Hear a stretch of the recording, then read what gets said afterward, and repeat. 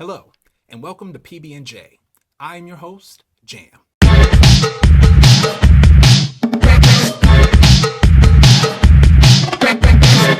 Today's segment is Student Spotlight. Our guest student scholar today, Tallahassee, Florida-based performing artist and educator Maria White, uses dance, storytelling, audience participation, and striptease to create performances and inspire collaborators. Her educational approach values play, transformation, and inquiry by celebrating and cracking open her students' capabilities. White is currently researching the history and politics of striptease and its connections to performing femininity and gender in contemporary dance, theater, and performance in Florida. Give it up for none other than Maria White. Oh, Maria, welcome, Maria, to PB&J. Hey, what's up? Hey, how you doing? Maria and I are first year and first semester PhD students at the School of Theater here at FSU. All right, Maria, so I know briefly your journey to and fro and to again FSU. Mm-hmm. Can you describe what that journey was like for you? Yeah, so I actually got my BFA here. I got my MA here, but I am not originally a theater person. Mm-mm. My background is in dance. All right. So I got my BFA in dance in 3 years, and then at the School of Dance, they also have this program called the Combined Degree Pathway Program, where essentially you can start taking graduate classes in your last year of your senior year in your BFA so that you could start getting your master's early. And then you can complete with a master's in 5 years. But I already started university with credits in my academic enrollment. I did dual enrollment. And then so with those credits, I got my BFA in 3 years, and then I got my MA in 4 years. I took a break, and then I was training and dancing and performing for 6 months in Europe. That was a life-changing experience. And then after that, I came back to Florida.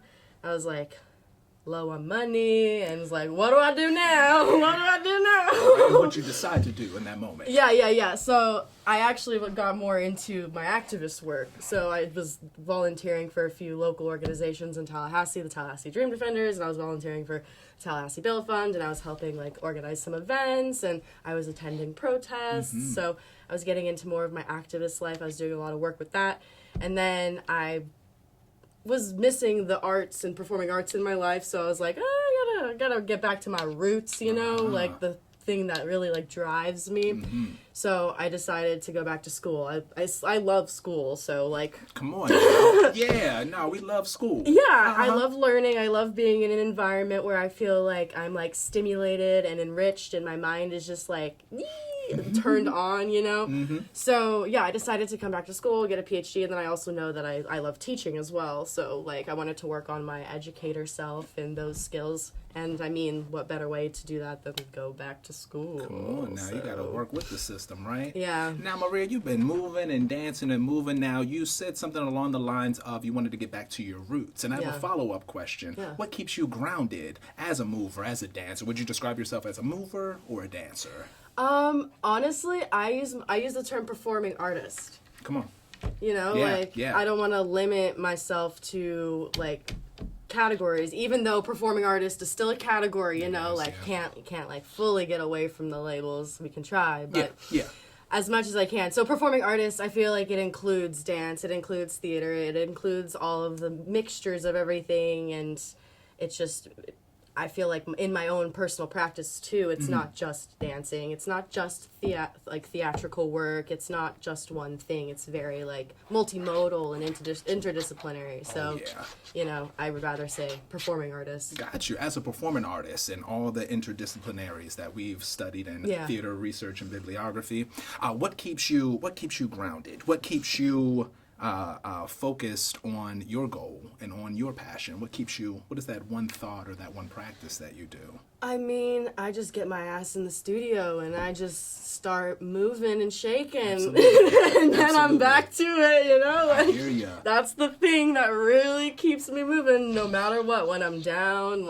go to the studio. When I feel like I need to work through some ideas that we're learning in class, for example, go to the studio. Anything. Go to the studio.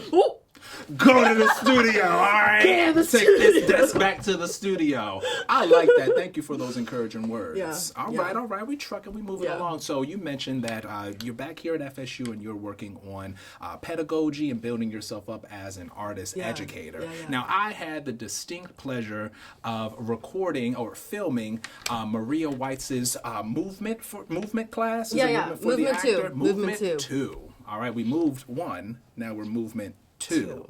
I had the distinct pleasure of filming the final performance for the course. The name of the performance is, ready? Was Affective Affective Tendencies. Affective Tendencies, a dance theater showcase featuring 2 works. Could you describe the process? How did that final performance come to be? Yeah, so, I mean, I could describe the process of the class and then how we got into the performance, or I could Absolutely. also just describe that process too. Honestly, can I hear about the class? Yeah. So the class Movement 2, we started off kind of with an introduction, like very brief introduction of just who we are. Like, I'm a dancer. I have some theater background, and I know that these people in class are either actors, musical theater people. I don't really know what their background is. So those 2 weeks was about, like, how are we meeting each other and how, like, our disciplines also meet each other. So we read some texts about that, and then we also explored different exercises that are kind of like dance and theater, or like kind of more like dance games or theater games. Make sense? So we went into that, and then after that I kind of like, okay, we have an understanding of who we are in our bodies. Now let's like take our bodies and understand how they relate to other people in space, and how like you are able to relate to yourself in space in relationship to your external environment. So kind of like moving from out to like greater from core, we could say from core to distal, like in movement class. Hell yeah. Yeah. Heavens, yeah. From core to distal. I like that. So after that, we went into exploring duets. So a more intimate way of like looking at how we like move through like a complex relationships, social, political relationships. This part, the previous section in the course, we pulled a lot of work from David Zambrano, who is an improvisational artist, and he works a lot with something called spontaneous performance. Okay. So we did a little bit of his passing through composition that I learned when I was traveling. Yeah. And then after that, we went into... oh, no, we didn't go into the duets. Sorry. We went into embodied transformations. So this idea of, like, how are we able to, through our body, feel... process. Yeah. And feel point A to point B. And how does that stick in our bodies? The more you're talking about movement, the more I'm feeling to get into my body. Please, this is good. So, and that art I used, because my research is also in striptease, neo-burlesque, and burlesque. Yeah. We pulled course content, like our readings from this one author, scholar, artist. Her name is Cheryl Dodds, and she wrote on embodied transformation. So we kind of took that idea and played with that in class. I had them during one class bring just all of their favorite clothes and things that they like to dress up in, and costumes and makeup. And so we did something where I played the music and I let them respond to the stimulus. So I had them tap into like what they're seeing, what they're like sensing on the skin, what they hear, what they feel in their, like what they taste in their mouth. So everything in response to stimulus, the song, or maybe I was like, okay, now send your awareness down to your feet. What do you feel? And based off of all of these senses, then I asked them, okay, what is the vibe? Like, what is this energy, and how do you follow it through to create a persona? So then they had their costumes and whatever. They began to get into this, like, new state, new being. I mean, they already started, right? But now they're, like, building the image. And this image is an extension of themselves. So we can think of it as point A being, like, before everything, point B being in a persona, point C being in another persona, and another persona, and another. So basically, it just took them through a transformation of personas. I see. And like how they are sensing it through their bodies, through the 5 senses. I 6 see senses. your pedagogy. Yeah. So still core to distal. Keep it, the fundamentals, yeah? Yeah, and then after that, we took it to the conversational. I titled this part of the module Conversational Duets. Right. So in this module, we were doing a lot of stuff with contact improvisation and duets. So really, how do you communicate with your body with another person? So like totally like no language, nonverbal, just reading pressure through the skin, reading energy through skin, reading how much weight somebody is giving you, just all the, like, trust. You can feel, like, when someone doesn't trust you because usually they don't want to give, like, give their weight to you. Like, there's all of these dynamics that you're having to navigate in contact improv. So we did that. And then after that, it was what did we do after that? Pause. It's been a long semester. And you are running down. And let me just say, as you think about it. I could also... No. As you think about it, Maria is doing this all on the spot, y'all. We did not plan out these questions. All right, so I appreciate it. Thank you for that whole rundown. I'm an improviser at heart. I know that's right. Now, if you still, think about the next processes, I do have I'd like to bring up, you brought about reading energy through the skin. I have a question. Is there any interesting takeaways or discoveries that you made while teaching that module in your course? Because that just, got me excited right away. What did you discover, or the students discover about themselves? I think that I have my students, they write reflections just every week, reflecting on what happens in class, what they're reading, etc., life, whatever they need, just put it in there. Please. And then, so one of my students, he was saying that through this trust exercise that we were doing, it was a group trust exercise, it was contact improv as well. It's the same exercise that was in the performance. I was going to say. But yeah, like, through that exercise, like, he realized actually, like, that he has a lot of, like, trust issues. And so I was like, and this is, like, very, like, personal information. I was like, wow, like, this is something big that we're practicing this through movement, and he's understanding and sensing that, like, he can feel his shoulders rise as he tries to let go of his gravity so that somebody can, hold his weight. So that, like, awareness of energy and what's going on through the body, like, how do you tap into that to be able to honestly kind of control how you move through life? I know you can't control it, obviously, but as much as you can. As much as you can, because all that stimulus, going back to your curriculum, all that stimulus that's, like, I don't want to use attacking, but it's just all out there, all at once, all the time. So how do we better control our reactions to those things versus being reactionary to them, willy-nilly? It can get crazy out there. And I will say that was a moment in the final performance where I believe you all ran it down before the official start time. Yeah. And I was still recording, and I swelled up. And I'm glad that I had that moment before, because it was getting pretty ugly behind that camera. But that moment where all the students in it's an affective tendency. It's an affective tendency. I feel it now. Everyone falling back, and there was that moment of sort of like, I'll call it like ritualistic, where it's like the X's and turned around. And so for me as an audience member, it let me know, okay, what's happening next? You set those precedents, and the pattern that I saw, okay, put it down, who's going to fall next? Like, I kept having that moment, like, who's falling next? And really seeing and thinking, wow, like, that takes a lot of trust, not only for your partners and your collaborators, but for yourself. So, yeah, I can only imagine. I do a quick little trust one right here. That's what I'm talking about.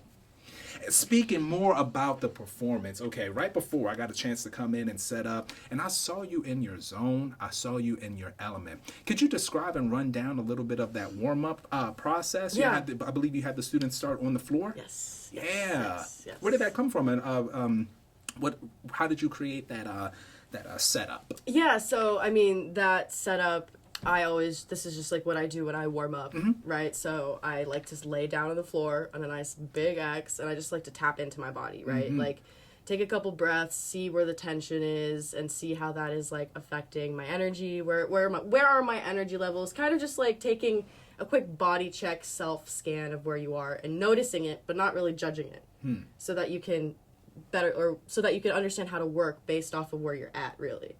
Then from there, I'm like, okay, this is where I'm at. This is what we can do. And then I go into a core warm-up, because, like, your core is, like, it's the base. It's, like, the main part of your structure, your system that holds everything else up, right? Your core, your spine. Yeah, those are, like, the main parts that are, like, holding you strong, right? Pelvis, too. Pelvis is important. The more you're talking, the more I'm like, okay, let me correct. Please continue. Please don't take any offense. I'm getting in my body the more you're speaking. Yeah. And so after that, we warm up our core, and I basically, like, ask them to. Let me just take it from the beginning, right? Yeah. X. After that, we do body scan. And then I have them imagine a line from their sits bones to their heel, and I have them drag that, like, trace that line, and they drag their legs up and have their, like, feet flat on the floor so their knees are up, right? And then I take them kind of through just another awareness of, like, how to position their body so that it's structurally safe. So I'm like, okay, these are the anatomical cues that you need to do so that your alignment is good for movement. You know, it's structurally sound, it's there in alignment for, like, your body's utmost functionability. Yeah. All that kind of stuff. Yeah. And then after that, I take them through their conditioning sequence. So we do some bridging, we do some, like, more core work, we do some planks, we do some scapular dips. And I don't really like working out that much, so I try to make it a little bit more fun. And then I taught them a series of animal pathways. So we have lizard, which you're on your belly and you're crawling on the floor. And after that, I have them usually press up to baby. And this is an eye tracking exercise where they're like a baby, you know, following something in space. And then the reason or the thing that makes them move is like changing their eyes. So they're moving towards what they're desiring, but it's a way to help them track where their eyes and their focus are going and get that, like, sense in their body. Whoa. So, like, that you could see people in space. And, yeah, all that fun stuff. Yeah. And then after that, I usually have them go into bear, and it's kind of like a plank position with your knees tucked in. It's, like, more like... But actually on this orientation. Yeah. So... yeah, We're going to get there. We'll get there. Yeah, so then I have them go through bear, and then they do crab, and then they do, what's this one? Elephant, and they're, like, all over the space, just moving in and out of these different animal patterns as a warm-up. So, and then the last part of the warm-up is I ask them, okay, you can go over people, you can go underneath people, choose what path you want to take, but interact with some people in the space. The score is called over, under, and around. Over, under, and around. Yeah, so since, like, people are in, like, a downward dog kind of thing, there's space for someone to go underneath. And in this, people are, like, changing from different pathways and going around each other. So it's like it becomes a big mishmash of just bodies moving. And at that point, at the end of the semester, all the students were comfortable enough with each other to go underneath, go around, go up. Yeah, make contact, all that good stuff. No, absolutely. But that's how we start every single day. Right. So it's nothing new. It's trained, muscle memory, body. Okay, all right. Yeah. So watch you, do your thing and hold it down by yourself for the most part. I say at one point I saw you were crawling on the ground, and then another time I saw you with some color on the side, then another time I saw you backstage. I said, hold it down, Maria, hold it down. Yeah, I'm like, beep, beep, beep, beep, beep, beep, beep, beep, like, and just... that's the life, huh? Last question, what was your takeaway as far as, balancing school and work, but then also, a moment of silence for that. Yeah. Balancing school and work, and then also teaching. What was your takeaway from teaching is this the first course that you taught at FSU? Yeah, this is the first, this is the first course that I've taught at FSU, Yeah, yes. Overall, what did you take from it? The good, the bad, the critiques, Because bell hooks is, like, my educational, like, guide person, I wanted to set up the class in a format where students could feel like they, like, just, if they needed to take a rest day, like, if they needed a day, like, we all need, like, a day to just, like... Especially this semester. Yeah. So, you need that, take it. Like, I didn't really ask for, like, I don't know if I should say this. What are your overall takeaways, the good, the bad, your personal reflection on teaching the course as well as balancing? Yeah. Okay, so teaching the course was great. Honestly, that was like the thing that I looked forward to. That's the thing that, like, kept me going, is teaching movement, teaching dance, and interacting with students. Yeah. That's, like, the most fruitful part, I think. Beth Osborne advised me to not take methods of theater criticism and research and bibliography at the same time. But in my, gusto, or I was like, I want to do it. Like, so I just did it. But now I'm like, maybe I shouldn't have, because it was a lot for me to remember. And in the beginning, it was a little bit rough, but I mean, by October, right, things were, I was in a groove and things were okay. But I would say, like, the first half, I was like, you and me both. Now, you did the double whammy. Yeah. Now, when Beth told me that, I heeded to the advice. I said, you know what? Maybe she knows something I don't.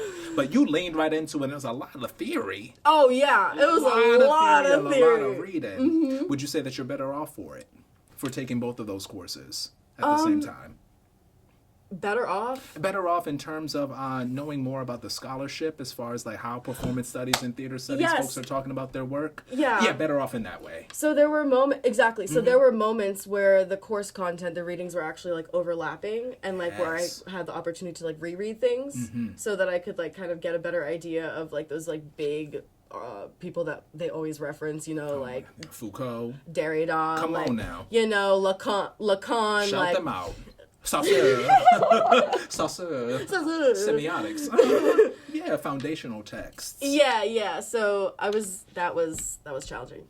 No, the base understanding. I would say, and just, you know, because we took research and bib, R&B is what they call it, but we're not supposed to call it that. R&B, we took that together.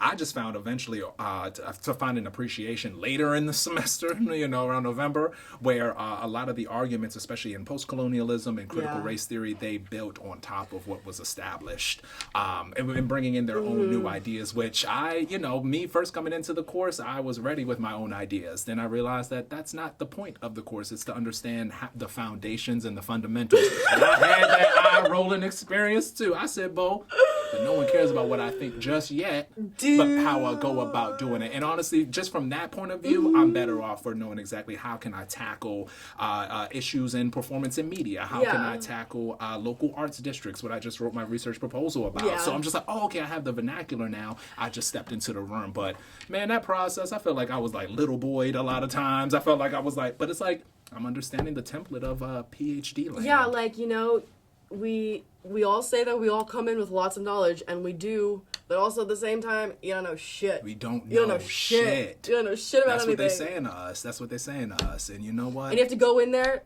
like you don't know shit. You don't know shit. Yeah. And that, you know, just like the way that I've just navigated throughout the, life and society, it's like I got something going on, but it was a reckoning that I had to do, especially in that course in learning a theory and how we even got to the conversations that we're having today. I did have to have a sit down, a good reckoning with myself, but like I said, I'm a lot better for it, and I'm a critical ethnographer now, baby. Yay! Performance ethnography. Performance ethnography. We're tying everything back. Now, Maria, this is usually a part of the segment of Student Spotlight where I offer up if you'd like to ask me anything. This might take me a second. Oh, it's okay. What was your highest moment? What was the best moment? What was the most exciting moment? What was the moment that made you, light up? Most illuminating moment?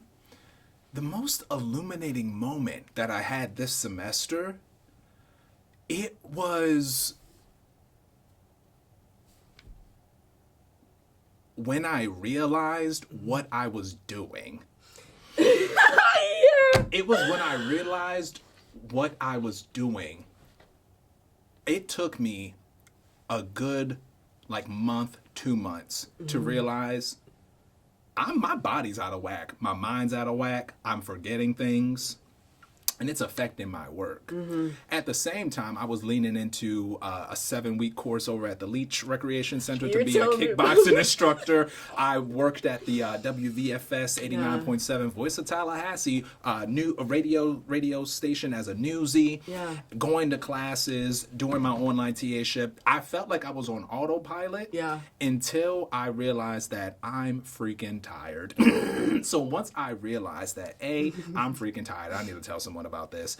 B, for me personally, it was in the past, using things like I'm tired or I'm forgetting stuff in the workplace seems like an excuse, and I've never been one to do that. But I really had to come clean to my advisor, to Beth, and say, look, I'm not doing too good. I love the work, but I've had to change up my sleep routine, my eating routine. I was eating out my first week when I got here, blew up like a balloon. I said, this ain't cute. This ain't me.